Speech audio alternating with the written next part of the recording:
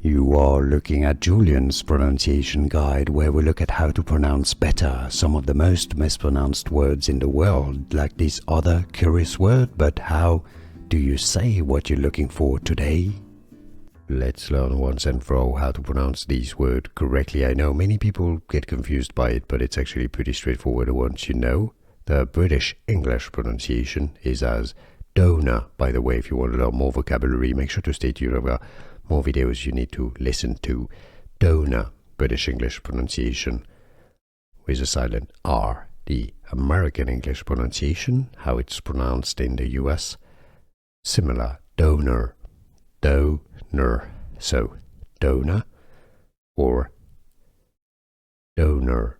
It's not donor, donor.